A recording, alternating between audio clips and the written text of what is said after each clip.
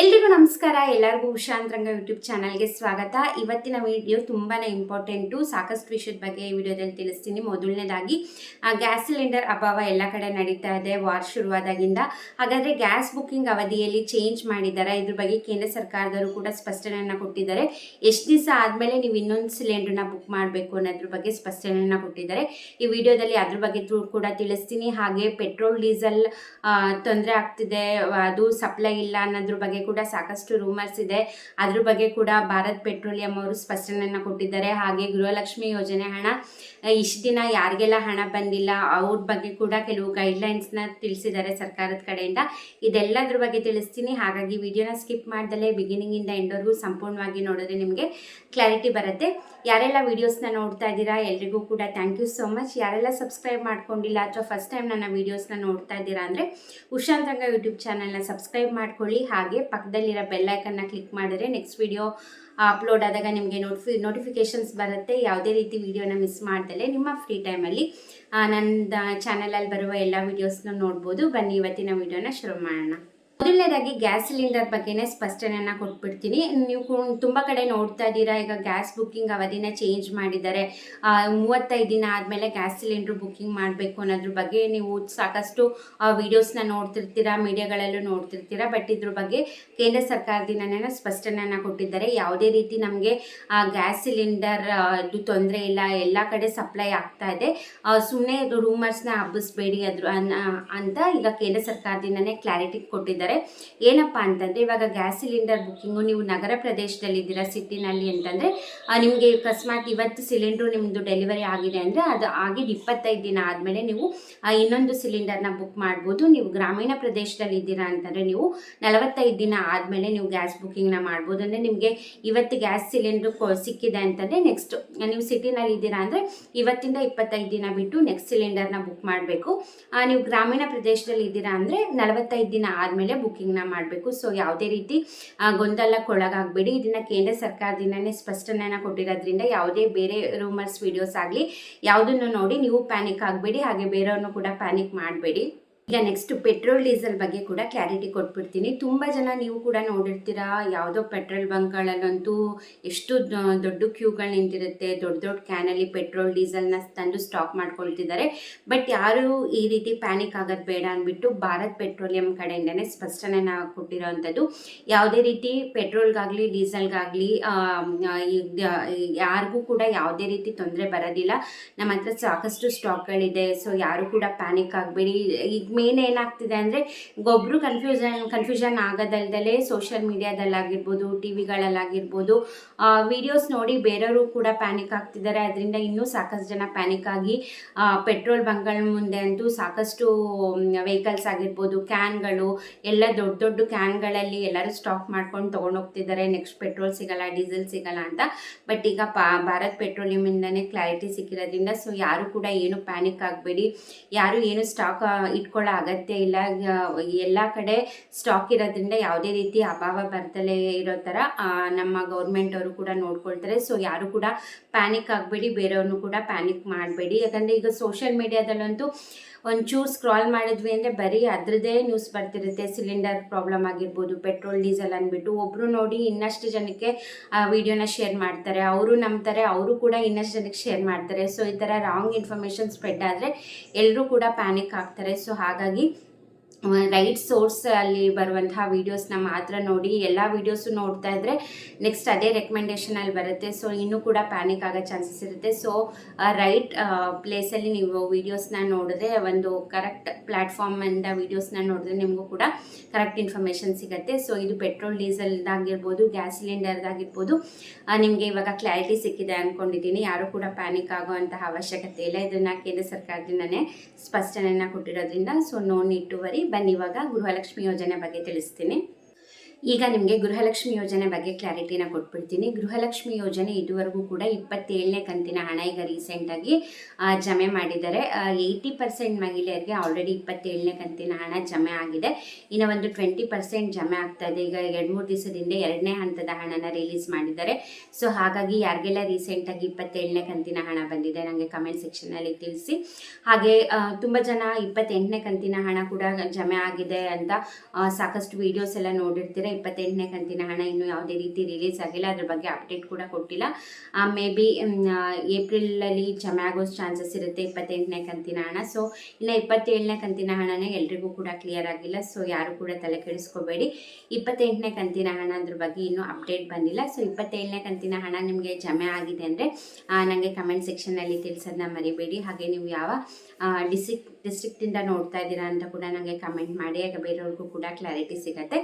ಇದು ಯಾರಿಗೆಲ್ಲ ಹಣ ಬರ್ತಿದೆ ಅವರಿಗೆ. ಇನ್ನು ಸಾಕಷ್ಟು ಜನ ನನಗೆ ಕಮೆಂಟ್ ಮಾಡ್ತೀರಾ, ನಮಗೆ ಹಣನೇ ಬರ್ತಾ ಇಲ್ಲ, ಒಂದು 3-4 ಕಂತಿಂದ ಹಣ ಬರ್ತಿಲ್ಲ ಅಂತ. ಯಾಕಂದರೆ ಈಗ ಆಲ್ಮೋಸ್ಟ್ ಒಂದು 19ನೇ ಕಂತಿಂದನೂ ಅಥವಾ 20ನೇ ಕಂತಿಂದನೋ ಅವಾಗಿಂದ ರೇಷನ್ ಕಾರ್ಡ್ ಕ್ಯಾನ್ಸಲೇಷನ್ ಪ್ರೊಸೆಸ್ ಶುರುವಾಗಿದ್ದು.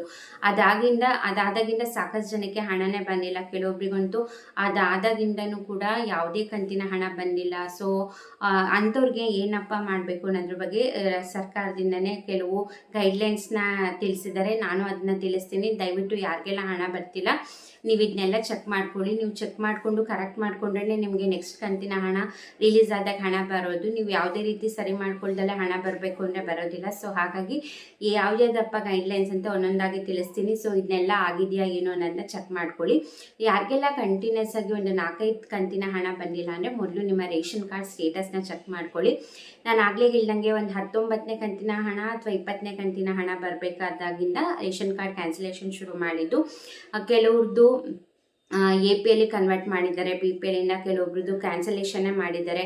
ಸೊ ಕ್ಯಾನ್ಸಲೇಷನ್ ಎಲ್ಲ ಆಗಿದ್ರೆ ನಿಮಗೆ ಹಣ ಯಾವುದೇ ರೀತಿ ಹಣ ಬರಲ್ಲ. ಗೃಹಲಕ್ಷ್ಮಿ ಒಂದೇ ಅಲ್ಲ, ನೀವು ಯಾವುದೇ ರೀತಿ ಸರ್ಕಾರದಿಂದ ಪಿಂಚಣಿ ಹಣ ತಗೋತಿದ್ರಿ ಅಥವಾ ಬೇರೆ ಯಾವುದೇ ಹಣ ತಗೋತಿದ್ರು ಕೂಡ ಬರೋದಿಲ್ಲ. ಸೊ ಮೊದಲನೇದಾಗಿ ನೀವು ನಿಮ್ಮ ರೇಷನ್ ಕಾರ್ಡ್ ಸ್ಟೇಟಸ್ನ ಚೆಕ್ ಮಾಡ್ಕೊಳ್ಳಿ. ನೆಕ್ಸ್ಟ್ ನೀವು ಮಾಡಬೇಕಾಗಿರೋ ಕೆಲಸ ಏನಪ್ಪ ಅಂದರೆ ನೀವು ಬ್ಯಾಂಕಿಗೆ ಕೂಡ ವಿಸಿಟ್ ಮಾಡಬೇಕು. ಯಾಕೆ ಅಂದರೆ ಕೆಲವು ಏನಾಗಿರುತ್ತೆ, ನೀವು ಗೃಹಲಕ್ಷ್ಮಿ ಹಣ ಒಂದು ಬ್ಯಾಂಕಿಗೆ ಲಿಂಕ್ ಮಾಡಿರ್ತೀರ, ಆ ಬ್ಯಾಂಕಲ್ಲಿ ನಿಮಗೆ ಹಣ ಬರ್ತಿದೆ ಅಂತಂದರೆ ನೀವು ಅಲ್ಲಿ ಆ ಅಕೌಂಟಲ್ಲಿ ನೀವು ಯಾವುದೇ ರೀತಿ ಟ್ರಾನ್ಸಾಕ್ಷನ್ಸ್ ಮಾಡ್ತಿರಲ್ಲ, ಬರೀ ಗೃಹಲಕ್ಷ್ಮಿ ಹಣ ರಿಲೀಸ್ ಆದಾಗೆಲ್ಲ ಆ ಅಕೌಂಟಿಗೆ ಬರ್ತಿರುತ್ತೆ. ಬೇರೆ ಹಣ ಯಾವುದೇ ರೀತಿ ಕಟ್ಟೋದಾಗಿರ್ಬೋದು ಅಥವಾ ಗೃಹಲಕ್ಷ್ಮಿ ಹಣನೇ ತೆಗೆಯೋದಾಗಿರ್ಬೋದು, ಯಾವುದೇ ರೀತಿ ನೀವು ಟ್ರಾನ್ಸಾಕ್ಷನ್ ಮಾಡಿರಲ್ಲ. ಸೊ ಟ್ರಾನ್ಸಾಕ್ಷನ್ ಮಾಡಿಲ್ಲ ಅಂತಂದ್ರೂ ಕೂಡ ನಿಮಗೆ ನಿಮ್ಮ ಅಕೌಂಟು ಫ್ರೀಸ್ ಆಗಿರುತ್ತೆ. ಸೊ ನೆಕ್ಸ್ಟ್ ಹಣ, ಯಾಕಂದರೆ ಈಗ DBT ಮುಖಾಂತರ ಹಣ ಪುಷ್ ಮಾಡೋದ್ರಿಂದ ನಿಮ್ದು ಅಕೌಂಟ್ ಫ್ರೀಸ್ ಆಗಿದೆ ಅಂತಂದರೆ ನಿಮಗೆ DBT ಮುಖಾಂತರ ನಿಮಗೆ ಸರ್ಕಾರದಿಂದ ಹಣ ಹಾಕಿದ್ರು ಕೂಡ ನಿಮ್ಮ ಖಾತೆಗೆ ಬರಲ್ಲ. ಸೊ ಒಂದ್ಸತಿ ಚೆಕ್ ಮಾಡಿ ನಿಮ್ಮ ಅಕೌಂಟ್ ಆ್ಯಕ್ಟಿವ್ ಇದೆಯಾ, ಇನ್ಆ್ಯಕ್ಟಿವ್ ಇದೆಯಾ ಅಥವಾ ಫ್ರೀಸ್ ಆಗಿದೆಯಾ ಅನ್ನೋದನ್ನ ಚೆಕ್ ಮಾಡ್ಕೊಳ್ಳಿ.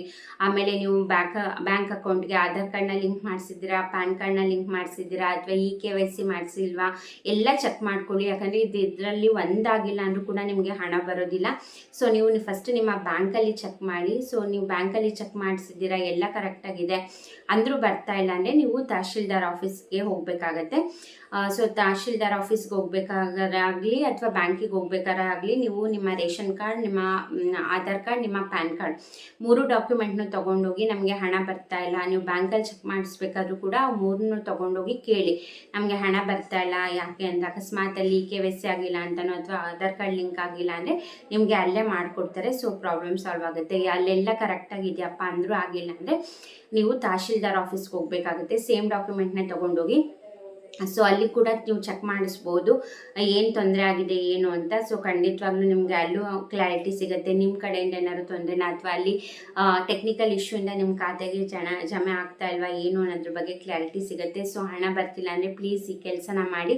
ನೀವು ಏನು ಮಾಡ್ದಲ್ಲೇ ಹಣ ಬರ್ತಾ ಇಲ್ಲ ಅಂದರೆ ಯಾರು ಏನೂ ಮಾಡೋಕ್ಕಾಗಲ್ಲ. ನೀವು ಹೋಗಿ ಕೇಳಬೇಕು ಯಾಕೆ ಬರ್ತಾ ಇಲ್ಲ ಏನು ಅಂತ, ಆವಾಗ ನಿಮಗೆ ಚೆಕ್ ಮಾಡಿ ಹೇಳ್ತಾರೆ.